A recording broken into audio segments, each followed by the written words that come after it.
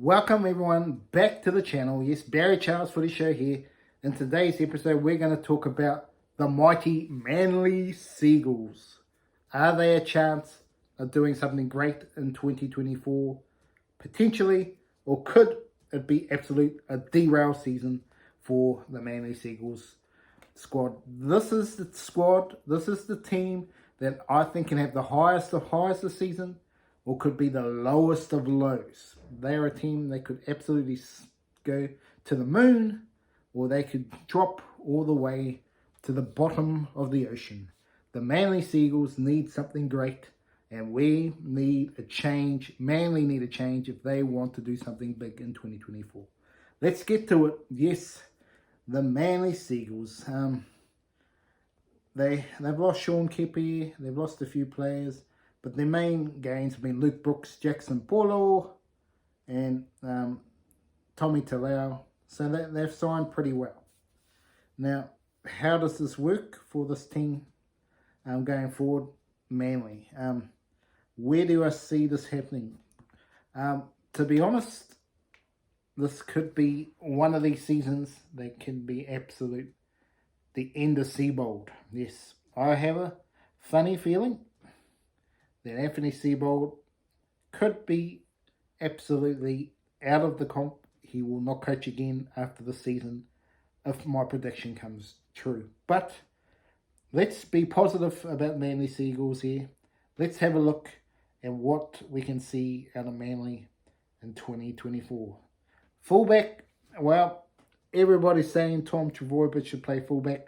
I think that's a whole lot of hoopla. I think if he continues to play fullback, he will be retired quicker and then he can say everything. But no doubt about it, he is top 3 fullbacks in the comp. There's no doubt about it. So he will probably play fullback, but I'm just worried the hamstrings won't hold up if he plays here. So I would put Tola Kula at fullback because I think he's the gun and he could be the fullback for the next 15 years. He is that young, so talented. I would be putting Kula there right here, right now.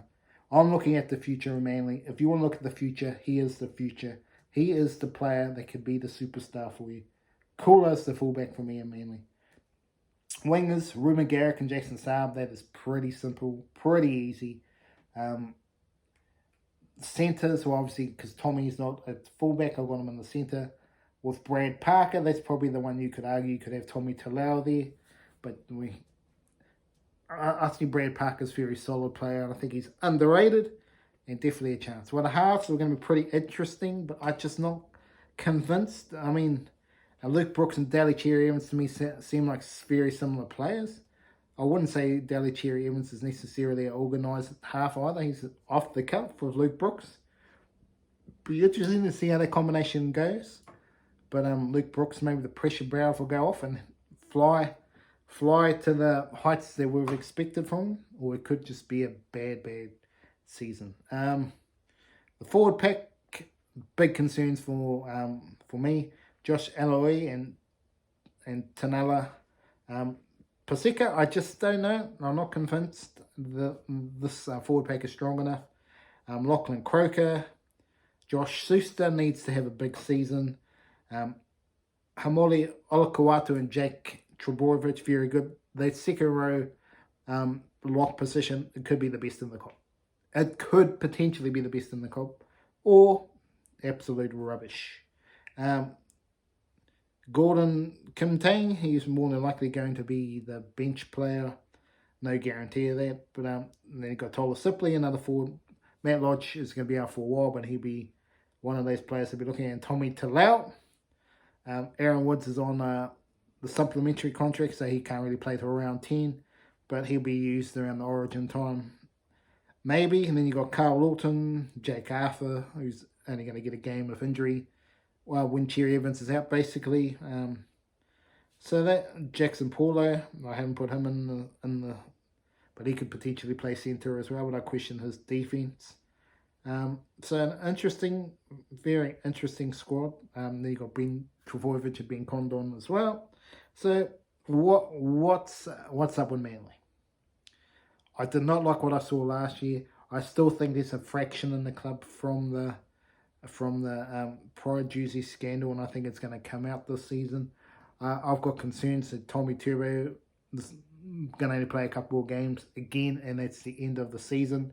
With the overload of injuries, I've got big concerns there.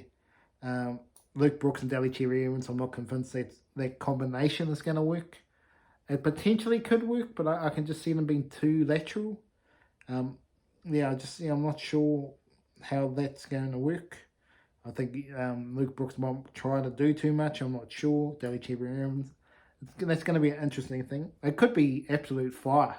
This is one of those ones that can be absolute rubbish, or be fire. It's going to be one of the two for mine. Absolute interesting times ahead there. But the props, absolute. If I have to be honest, I actually think they got the worst props in the comp.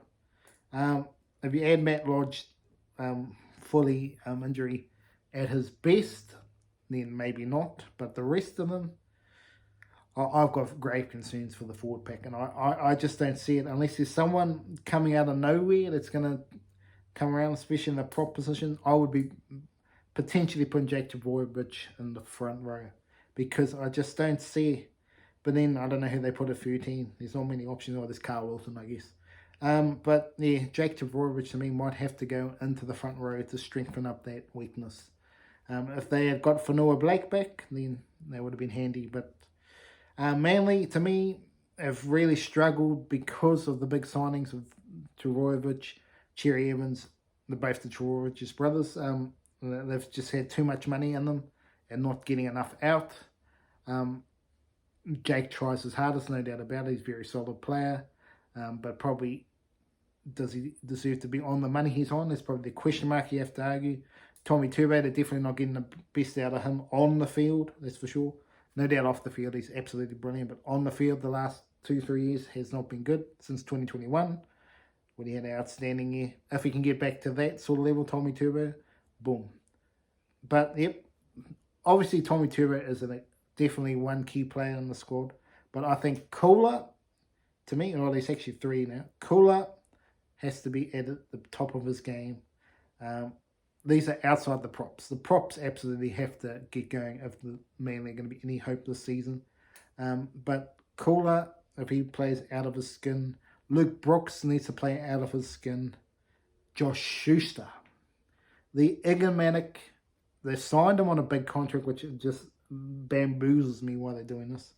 It's going to make less chance of getting quality players to the club.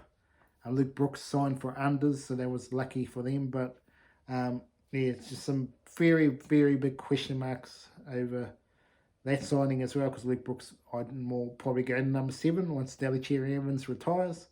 But yes, they need some big stuff from Josh Schuster. He's talked enough talk that he's going to be the best player in the game and all this, that he's going to get fit.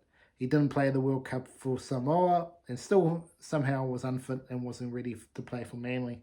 I've got big concerns there. I've got big concerns for Anthony Seibold, whether he's actually good enough to be an NRL coach. I think it's very debatable. He walked into a South Sydney team that was strong. Ever since he's moved to other teams, it just looks like it's going pear-shaped. He obviously is the greatest talker in the world. That's why he keeps getting jobs. But I think the talking is now over for Seibold. He needs to stop sleeping at McDonald's and turn up and go, yes, this is a team, we can do something in this season. Manly need something. Manly have the potential, top 8 squad. I don't see them as a winning squad because of the props. That is the big key question for Manly. The props is the big question. And I see, without a star-studded prop in their squad, Matt Lodge potentially, but he's only on, I think he's only on supplementary contract, so he won't play the 10 anyway, but he's injured anyway. But to be honest, the forward pack to me is the worst in the comp, while the prop rotation is the worst in the comp. Trbojevic might just have to play 10 to help that out, and potentially they could flip it. Potentially, if you put Trbojevic there, they could flip the script, and that puts Manly in with a chance of being a premiership threat. This is how big Jake Dvorovich is going to have to be. He's probably, when I think about him more, he's probably the key. He has to be the alpha male of this team. He needs to really go, boom, follow me. I know he's a very kind guy, but he's got to be absolutely just mad on the field. Absolutely go, boom, let's go, which he clearly can do.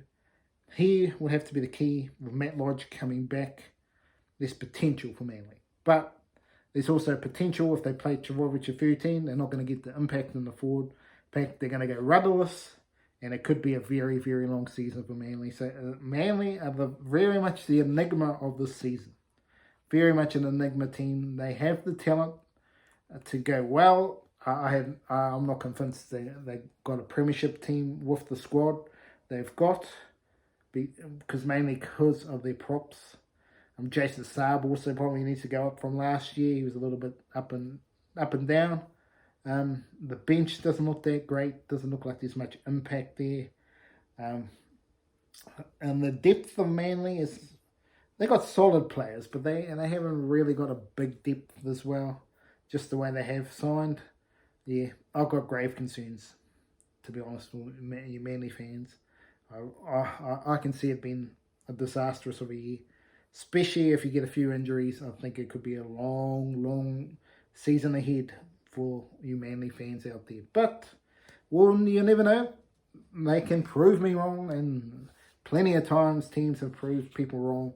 So, for all you Manly fans, it's not all doom and gloom for you. She's definitely a chance, but I just question mark the forward pack if they can really get you home. But time will tell. Anyway, that's the Barry Charles Footy Show for another episode. The next one up will be the North Queensland Cowboys. So come back and watch that. Let's get it on. Rugby League is going to be back soon, baby. Let's enjoy the footy.